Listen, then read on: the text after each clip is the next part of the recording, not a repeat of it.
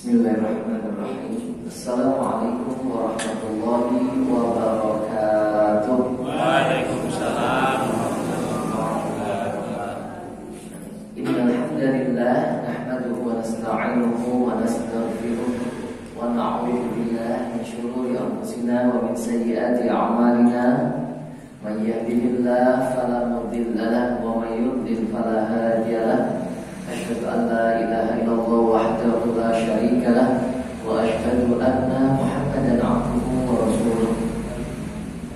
Rabbi shrah li sadri wa yassir li amri wahlul 'uqdatam min lisani yafqahu qawli, amma ba'd. Wa qala Allah ta'ala, a'udzu billahi minasy syaithanir rajim. Ya ayyuhalladzina amanu taqullaha haqqa tuqatih wa la tamutunna illa wa antum muslimun. Sadaqallahu adzim. Para bapak dan ibu jamaah salat maghrib yang berbahagia rahimakumullah. Alhamdulillah, bersyukur kepada Allah Subhanahu wa taala pada kesempatan malam hari ini kita masih diberi nikmat oleh Allah Subhanahu wa taala, nikmat sehat, sempat, iman dan Islam. Alhamdulillah, pada malam hari ini kita masih bisa hadir melaksanakan salah satu kewajiban kita, sholat maghrib berjamaah. Kita lanjutkan dengan thalabul ilmi. Mudah-mudahan ibadah kita semuanya diterima oleh Allah Subhanahu wa taala. Amin ya rabbal alamin. Baik, mari kita awali dengan baca basmalah dan doa. Bismillahirrahmanirrahim. Rabbillahi rabba wa bil islami dina wa bi Muhammadin nabiyya wa rasulah. Rabbi zidni ilma warzuqni fahma. Amin. Baik, kita lanjutkan pembahasan terakhir pekan yang lalu. Sudah sampai berdiri nih, sampai tata cara sholat berdiri ya, sebelum melakukan takbiratul ihram ya. Berdiri tegak menghadap ke arah kiblat. Kemudian di dalam hati berniat untuk melaksanakan sholat semata-mata atau ikhlas karena Allah Subhanahu wa ta'ala, dan tidak melafalkan dengan lafal-lafal tertentu. Pandangan mata ke arah tempat sujud, pandangan mata. Kemudian posisi kaki ketika berdiri adalah idealnya selebar bahu. Itu ya, selebar bahu, tidak kelebaran ya, tidak kekamban, tapi maksimal membuka kaki kita ketika berdiri. Berdiri yang ideal, berdiri yang enak begitu ya, adalah berdiri selebar bahu. Baik. Kemudian berikutnya takbiratul ihram. Baik. Jadi setelah kita berdiri tegak, pada saat berdiri itu tentu ada niat di sana. Yang niat itu ada 4 faktor, sudah kita jelaskan. Ketika 4 faktor itu kita hayati betul-betul, maka insya Allah amalan berikutnya akan lebih baik. 4 faktor itu apa saja? Ada kemauan ya, untuk melaksanakan betul-betul kita memang ingin melaksanakan sholat ya, kesadaran bahwa kita sholat itu adalah perintah Allah Subhanahu wa ta'ala, kewajiban kita kepada Allah Subhanahu wa ta'ala. Kita sadar itu ya, bahwa kita adalah hamba, harus melaksanakan satu kewajiban kepada Rabb kita. Yang ketiga apa? Tekad yang kuat untuk melaksanakan.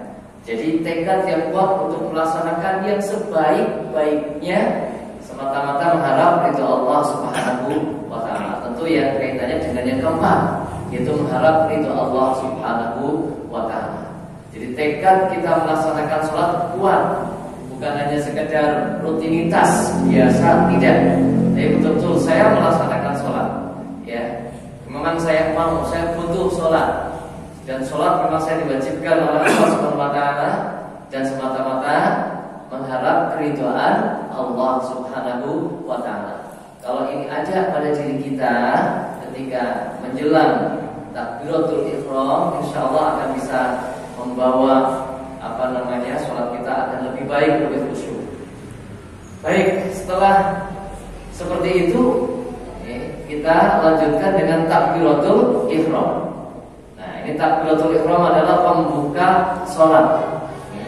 Sebagaimana dulu pemahaman sholat secara syariat apa? Secara syar'i, sholat itu adalah aqwalun wa af'alun makhsusatun, muftatahatun bin takbir wa muftatamatun bin taslim. Jadi perbuatan ataupun perkataan yang tertentu dibuka dengan takbir, diakhiri dengan salam. Nah, itu adalah sholat.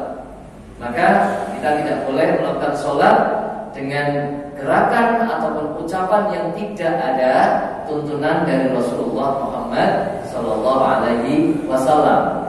Baik, takbiratul ihram juga sama. Bagaimana kita takbiratul ihram? Bagaimana mengangkat tangan kita? Itu tentu harus kembali kepada tuntunan yang diajarkan oleh Rasulullah Muhammad Sallallahu Alaihi Wasallam. Karena memang shollu kama ra'aitumuni usolli, sholatlah kamu seperti engkau melihat aku sholat. Baik, bagaimana kita bertakbiratul ihram? Ini kayaknya sudah belum kemarin ya? Belum ya? Belum sampai sini. Ya, membaca takbir yang disepakati oleh para ulama ya, dan tentunya oleh Muhammadiyah adalah Allahu Akbar ya. Meskipun ada pendapat yang lain boleh menggunakan yang lain, Allahul A'zam, Wallahul Akbar. Jadi yang maknanya sama dengan bertakbir, itu ada pendapat yang membolehkan. Sementara Imam Malik tidak boleh. Menurut Imam Malik ya harus Allahu Akbar. Nah, Muhammadiyah menggunakan Allahu Akbar sesuai dengan hadis yang nanti akan kita baca. Nah, jadi jangan mencoba ya ketika kita imami Allahul A'zam nanti geger ya. Karena ya tidak terbiasa seperti itu. Dan memang yang paling tidak meragukan yang paling meyakinkan ya kembali kepada lafal yang ada di dalam hadis, yaitu Allahu Akbar. Sambil mengucapkan takbir, bersamaan dengan itu kita mengangkat kedua tangan ya. Mengangkat kedua tangan selebarnya sama dengan bahu kita ya, tidak keluar atau tidak ke dalam ya, tidak keluar atau tidak ke dalam, tapi sejajar dengan bahu. Nah, ini lebarnya sejajar dengan bahu. Kita lihat tentang takbir terlebih dahulu di dalam hadis ya. Riwayat Abu Dawud At-Tirmidzi dengan sanad yang sahih. Miftah shalah al-wudu. Pembuka salat itu adalah wudu. Wa tahrimuha at-takbir. Maaf, kunci salat adalah wudu, pembukanya adalah takbir. Wa tahrimuha at-taslim, dan penutupnya adalah salam. Nah, maka memang salat itu harus diawali dengan takbiratul ihram. Baik kita berjamaah sendirian jadi imam ataupun masbuk. Masbuk sekalipun datang ya takbiratul ihram terlebih dahulu, baru kemudian menyesuaikan ya seperti apa yang dilakukan oleh imam. Tapi awalnya tetap harus apa? Takbiratul ihram terlebih dahulu. Karena itulah pembuka sholat. Kemudian hadis berikutnya riwayat muttafaq alaih Bukhari dan Muslim dari Ibnu Majah disahihkan oleh Ibnu Khuzaimah dan Ibnu Hibban. Dari hadis Humaid As-Sa'idi beliau berkata, "Kana Rasulullah sallallahu alaihi wasallam idza qama ila sholati istaqbala al-qiblah wa rafa'a yadayhi wa qala Allahu akbar." Rasulullah sallallahu alaihi wasallam jika sholat ia menghadap kiblat.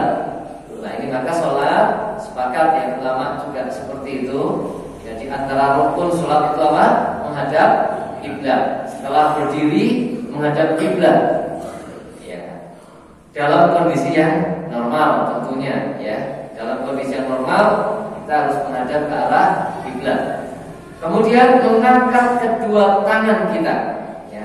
Seraya mengucapkan Allahu Akbar. Nah, ini apa Ibu? Jadi kapan kita mengucapkan Allahu Akbar dan kapan kita mengangkat tangan? Ya, menurut jumhur ulama itu adalah bersamaan. Ya, bersamaan mengangkat tangan dengan mengucapkan takbir, tidak diangkat dulu, atau tidak takbir dulu, lain bareng-bareng dari bawah, dari sini Allahu Akbar, ya, dari sini Allahu Akbar, bareng, gitu, Jadi bersamaan dengan mengangkat tangan kita mengucapkan takbir, bukan takbir takbir dulu, Allahu Akbar, baru angkat tangan sejagat. Atau ada yang mempraktekkan sejagat dulu, baru Allahu Akbar. Nah, tidak seperti itu yang dituntunkan oleh tarjih, dan juga oleh pendapat berbagai ulama. Kalau kita lihat,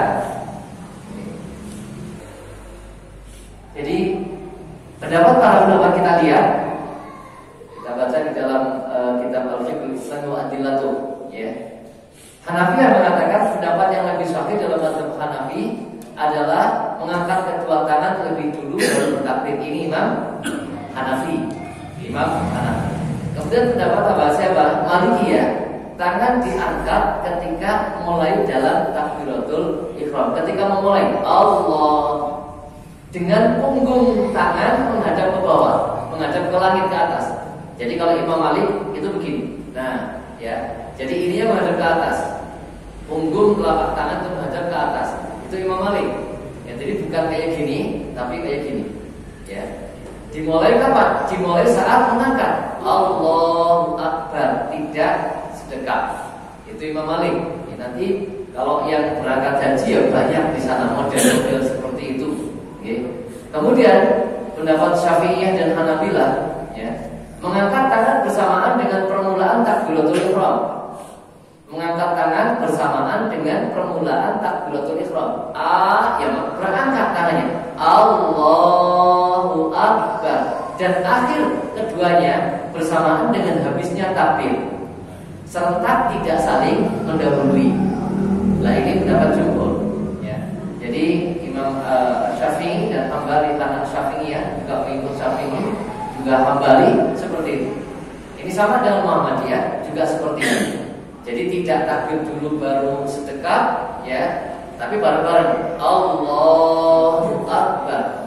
Itu takbirnya, itu takbirnya seperti itu. Itu yang dipakai oleh Muhammadiyah juga, sama dengan pendapatnya Imam Asy-Syafi'i dan sama dengan pendapatnya Imam Hambali.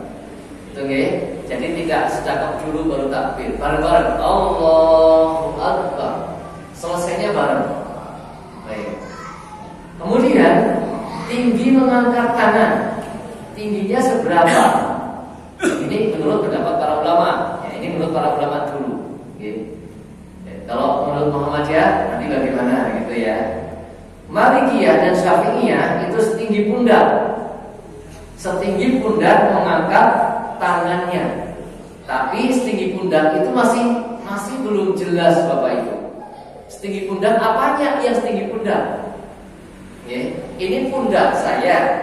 Yang setinggi pundak ujung jari atau jempol atau sini telapak tangan bagian bawah seperti ini, atau seperti ini, atau jempolnya. Karena kan di dalam hadis yang sahih juga Bukhari Muslim itu apa? Yang riwayat Abu Hurairah ternyata tidak disebutkan mengangkat hadba mankibain, sejajar dengan pundak itu tidak dijelaskan. Yang sejajar itu apanya? Apakah ujung jarinya atau jempol tengah-tengah atau telapak tangan bagian bawah? Itu tidak dijelaskan. Maka ulama pun berbeda-beda pendapat tentang mengangkat tangan tingginya seberapa. Nah ini Hanafiyah ini membedakan antara laki-laki dan perempuan. Jadi mazhab Hanafi ini membedakan antara laki-laki dan perempuan. Jadi kalau laki-laki ibu jari lurus dengan daun telinga, ini seperti ini. Nah perempuan sampai pundak. Berarti pemahamannya kalau ibu jari lurus dengan telinga, perempuan ibu jari lurus dengan pundak. Nah berarti seperti ini. Ini Imam Hanafi, Imam Hanafi. Kemudian Ibnu Qudamah dan Imam An-Nawawi, Ibnu Qudamah ujung jari tangan harus sampai daun telinga. Itu utama, ujung jari tangan ini sampai daun telinga. Ya ini mirip berarti dengan Imam Hanafi. Kalau posisi ujung jari tangan sampai daun telinga kayak gini nah, ini kan berarti ibu jari yang setinggi pundak. Imam An-Nawawi ujung jari harus lebih tinggi dari daun telinga. Lebih tinggi, ujung jari lebih tinggi dari telinga. Berarti ibu jari ujung jari lebih tinggi dari daun telinga. Berarti ibu jari sejajar dengan telinga. Lah ini Pak. Jadi ulama jadi beda-beda pendapat. Kalau ibu jari sejajar dengan telinga, berarti yang sejajar dengan pundak itu telapak tangan bagian bawah. Itu begitu, okay? Nah, itu berbagai pendapat para ulama tentang tingginya. Jadi ucapannya tadi sudah, ya, tingginya seperti itu. Ada beberapa pendapat para ulama ini untuk pengetahuan. Okay? Kemudian mengangkat kedua tangan di selain takbiratul ihram, yaitu apa? Ketika takbir intiqal, ini sekalian. Ya. Ketika takbir intiqal, mazhab Hanafi dan Maliki tidak disunahkan mengangkat tangan selain saat takbiratul ihram. Ini mazhab Hanafi dan Maliki. Jadi tidak mengangkat tangan selain takbiratul ihram.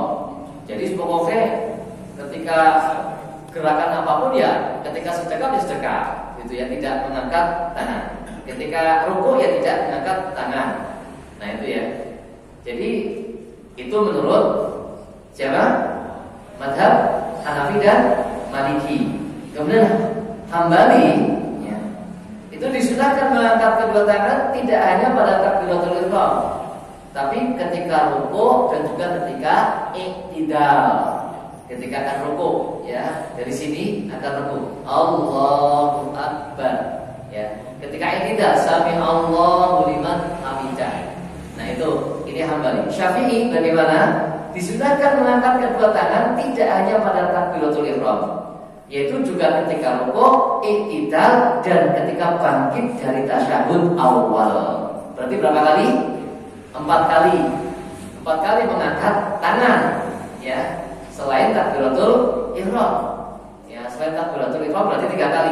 4 kalinya dengan takbiratul ihram. Allahu Akbar takbiratul ihram 1, kemudian rukuk Allahu Akbar, terus i'tidal. Ini 2 ya.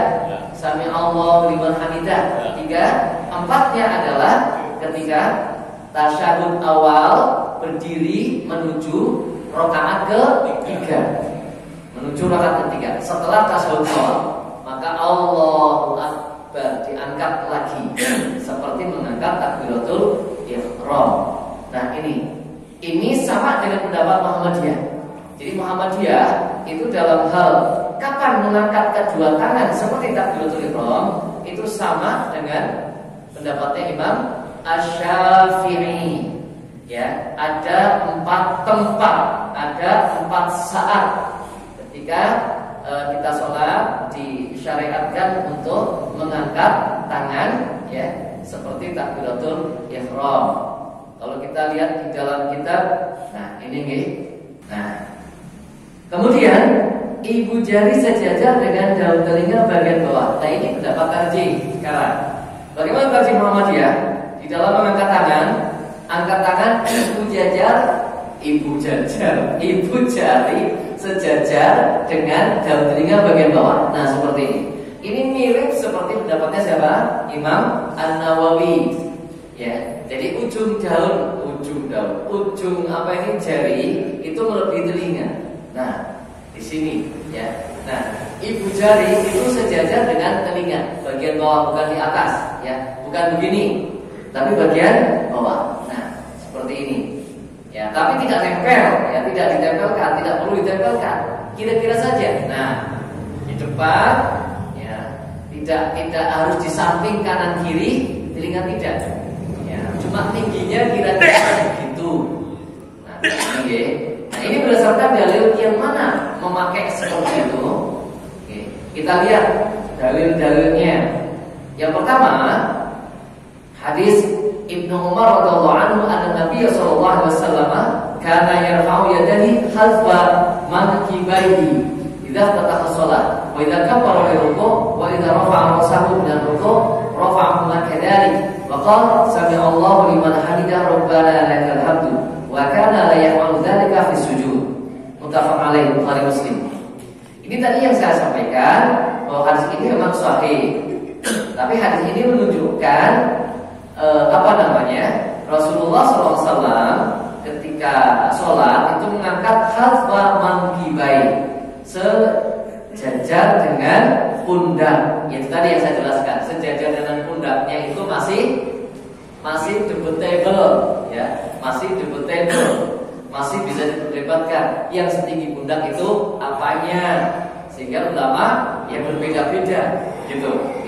Nah, kemudian Muhammadiyah mengambil hadis yang secara zahir makna itu lebih jelas, sama-sama sahihnya dan secara makna lebih jelas. Ya. Kita lihat di dalam hadis Sahih Muslim, an Malik bin Huwairits anna Rasulullah sallallahu alaihi wasallam idza kabbara rafa'a yadayhi hatta yuhadiya bihima udhunayhi wa idza rafa'a ra'sahu min ar-ruku' faqala sami Allahu liman hamidah fa'ala mithla dzalik. Nah, ini nggih, bahwa Rasulullah SAW apabila takbir, dia mengangkat kedua tangannya sampai sejajar pada telinganya. Ini nggih, jadi sampai sejajar telinganya, tangannya. Ini masih umum, telinganya sejajar dengan tangannya. Masih umum. Kalau mau diperdebatkan juga bisa jadi tangannya yang mana, bagian atas, bagian bawah, atau ibu jari, kan begitu. Ini masih umum, tapi jelas bukan pundak tapi telinga. Kita ngerti telinga. Ya. Begitu juga ketika rukuk dan bila mengangkat kepalanya dari rukuk, lalu mengucapkan sami Allahu liman hamidah. Nah, kemudian hadis berikutnya, ya, wa fi riwayatin ukhra an Wa'il bin Hujr. Dari Wa'il bin Hujr inda Abi Dawud, yang diriwayatkan oleh Abu Dawud dengan lafaz hatta kanata hiyala mankibahi wa hada bi ibhamahi udhunaihi. Dan ini lebih jelas lagi. Lebih jelasnya bagaimana? Sehingga kedua tangannya itu selempang dengan bahunya. Selempang itu sejajar dengan bahu lebarnya, serta ibu jarinya sejajar dengan daun telinganya, ibu jarinya. Nah, maka lebarnya tidak melebihi bahu, ya, dan tingginya ibu jari di samping telinga, sejajar dengan telinga, bukan di samping. Nah, kalau dipaksakan di samping jadinya menghadap ke atas telapak tangan kita, padahal enggak, telapak tangan itu menghadap ke arah kiblat. Nah, seperti ini, ya. Itu yang dipakai oleh tarjih berdasarkan hadis riwayat Imam Muslim dan juga Abu Dawud, ya, Abu Dawud. Nah, itu apa itu? Dari Wa'il bin Hujr. Baik, maka seperti di dalam gambar ini, ya, prakteknya seperti di dalam gambar ini. Itu tingginya dan lebarnya, ya, lebar dan tingginya seperti itu.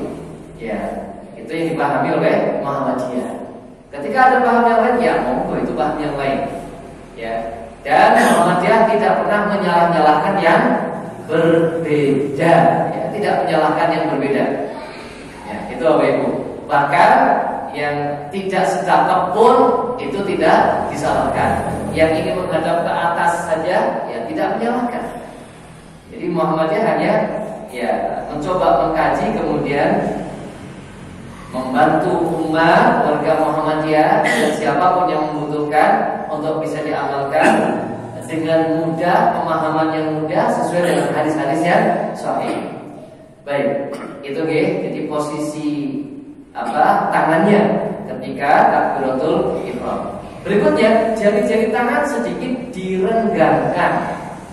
Jadi jari-jari tangan tidak merenggang lebar, juga tidak rapat, tapi sedikit merenggang, Ini posisi alami kita. Jadi posisi alami kita, kalau tangan kita ditaruh di samping badan kita rileks di samping badan, itu nggak mungkin begini kan? Nggak mungkin begini, ya. Jadi tangan yang begini nggak mungkin. Ataupun rapat juga nggak mungkin. Pasti renggang sedikit, itu pasti. Rileksnya kita pasti renggang sedikit. Nah, itu maka ketika takbiratul ihram, angkat tangannya juga demikian, rileks. Nah, jadi tidak rapat, tidak renggang, ya. Jadi renggang sedikit. Nah, sedikit direnggangkan, rileks, bukan renggang lebar ataupun merapatkan. Ulama dalam hal ini juga berbeda pendapat, ya. Termasuk Imam Malik mengatakan rapat, nah, ya, dirapatkan. Oke, kemudian kedua telapak tangan menghadap ke arah kiblat. Kedua telapak tangan ini menghadap ke arah kiblat. Meskipun tidak ada dalil, Bapak Ibu. Ini nggak ada dalil hadisnya bahwa kedua telapak tangan menghadap ke arah kiblat, ya. Tapi ini adalah kesepakatan para ulama untuk menghormati siapa? Ka'bah. Maka, nah, kita arahkan ke sana. Nah itu. Yang ada itu kan hanya mengangkat tangan setinggi pundak, setinggi telinga, nah itu. Oke. Baik, itu Bapak Ibu. Ya, jadi telapak tangan menghadap ke arah kiblat, ya, tidak dirapatkan jari-jarinya, juga tidak diregangkan, sedikit membuka, ya, sedikit membuka. Nah, telapak tangan diarahkan ke arah kiblat. Ya, berarti jari-jari ini lurus ke atas, ya, rileks, lurus ke atas. Nah, oke. Dan lebarnya tentu, ya, tidak melebihi bahu kita. Apalagi kalau makmum, ya, sedang sholat jamaah makmum, kok melebihi bahu, ya enggak mungkin gitu. Baik, itu cara mengangkat tangan. Maka dalam prakteknya bagaimana? Prakteknya saya contohkan sedikit agar pemahamannya lebih ini, ya. Dari sini kita berdiri tegak, ya. Set, ya, menghadap ke arah tempat sujud, ya, kita angkat Allahu Akbar. Nah, ya, jadi dari sini Allah ini belum sampai sedekap, ya, berikutnya sedekap, ya, Allahu Akbar. Nah itu. Jadi Muhammadiyah dan termasuk pendapat Imam Madhab, jumhur ulama madhab itu tidak membedakan antara laki-laki dan perempuan. Sehingga laki-laki ya segini, perempuan ya segini. Yang membedakan itu siapa? Imam Hanafi. Tadi, ya, tadi sudah kita tayangkan. Jadi yang membedakan itu hanya Imam Hanafi. Yang lain tidak membedakan. Di laki-laki dan perempuan tata caranya sama. Ya, seperti itu. Angkat Allahu Akbar. Nah, bagaimana cara bersedekah berikutnya? Ya, ini cara mengangkat tangan samaan dengan membaca takbir. Ya, bersedekah. Cara bersedekahnya adalah telapak tangan kanan menggenggam pergelangan dan hasta tangan kiri. Tangan kanan menggenggam pergelangan. Nah, ya. Kemudian diletakkan di dada. Dadamu mana? Nah, itu kan sebetulnya kalau kembali ke pemahaman dada itu sudah tahu kita. Dan laki-laki perempuan sama. Meletakkan tangan ketika bersedekah di dada. Di dada itu bukan perut, gitu kan? Bukan perut, tapi dada itu atas ulu hati. Ya, ulama beda-beda pendapat, Pak. Kalau Imam Syafi'i di samping kiri, ya, di atas perut, di bawah dada samping kiri. Imam Syafi'i, ya. Imam Hambali dengan Imam Hanafi itu di mana? Di bawah pusar. Di bawah pusar. Itu Imam Hanafi dan Imam Hambali. Imam Malik tidak bersedekah. Nah, itu beda-beda. Nah, Muhammadiyah itu pendapatnya siapa? Menurut hadis Ibnu Huzaimah. Kita lihat dalilnya, ya. Jadi hadis Wa'il, ya, dari Ibnu Huzaimah disahihkan oleh Ibnu Huzaimah, ya. Wa'il bin Hujr berkata, "Shallaitu ma'a Rasulillah sallallahu alaihi wasallam wa wada'a yadahu al-yumna 'ala yadihi al-yusra 'ala sadrihi." Ya. Saya sholat bersama Rasulullah SAW dan beliau meletakkan tangan kanannya pada tangan kirinya di atas dadanya, ya, di atas dadanya. Artinya di dada, bukan di atas dada leher, bukan, tapi di dada, itu, ya. Jadi seperti itu, meletakkan tangannya ketika bersedekah di dada, bukan di perut, bukan di bawah perut, oke. Tidak, tapi di dada. Nah, baik. Kemudian hadis berikutnya, hadis Wa'il juga yang diriwayatkan oleh Abu Dawud dan juga An-Nasa'i, "Tsumma wada'a yadahu al-yumna 'ala dhahri kaffihil yusra wa rusli was-sa'idi." Disahkan juga oleh Ibnu Khuzaimah dan yang lainnya. Ya. Lalu beliau meletakkan tangan kanannya pada punggung telapak tangan kirinya serta pergelangan dan lengannya. Nah, berarti maksimal itu orang masih dalam dalam toleransi dibenarkan itu sampai lengan. Ya, tidak sampai. Nah, ada nggak orang yang sampai gini? Ya, kadang ada ya. Allahu Akbar. Nah, yang kedua apa? Sikut ya, ademen gayane. Ini biasanya nek salat subuh gitu ya. Nek salat zuhur piye-piye. Kadang kepanasan kali. Nah, itu Bapak Ibu ya. Jadi maksimal itu seperti ini ya, Pak. Nah, kemudian kita lanjutkan hadis yang lain yang kemudian menjadi rujukan bagi Muhammadiyah. Wafil Bukhari, dan menurut hadis riwayat Imam Bukhari dari Sahal bin Sa'id, beliau berkata, "Kama kana nasu yu'maruna ayyad'a ar-rajulu yadahu al-yumna 'ala dhira'ihi." Rasulullah SAW itu memerintahkan ya, bahwa orang-orang yang sholat itu supaya meletakkan tangan kanannya pada lengannya, pada pergelangan lengannya maksudnya. Nah, gitu ya. Jadi memegang. Nah, oke. Nah, seperti itu. Baik.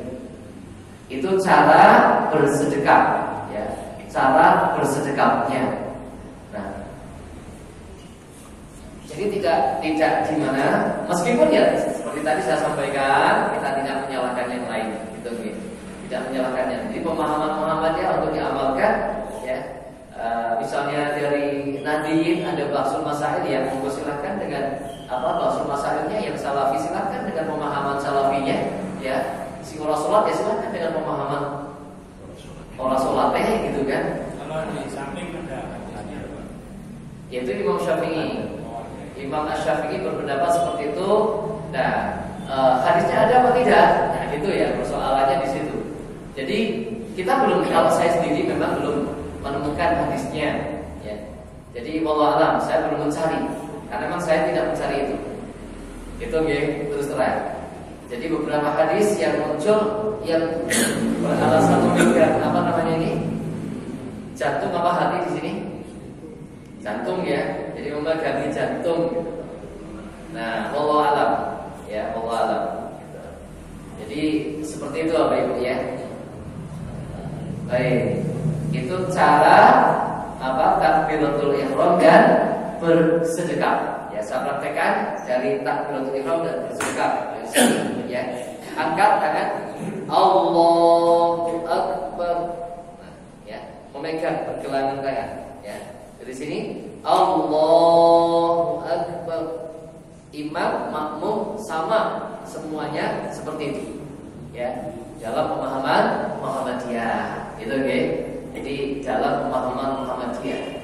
Jadi kalau perbedaan itu sudah pasti ada, dan hadisnya pun ya, beraneka, gitu, tinggal bagaimana kita mengambilnya. Muhammadiyah dengan penelitian yang dilakukan oleh Muhammadiyah dan dianggap kuat oleh Muhammadiyah seperti itu ketika takbiratul ihram dan bersedekahnya. Baik, masih ada waktu untuk itu? Sudah bisa ya. Baik. Saya melihat ke sana jam 7 kurang. Oh, jam telat lah. Ya, oke. Berarti sampai di sini dulu, Bapak Ibu. Ya, sampai pengangkat tangan, takbiratul ihram, dan kemudian bersedekah. Saya kira sampai di sini yang saya bahas, mudah-mudahan bermanfaat. Demikianlah apa yang dipahami oleh Muhammadiyah, ya.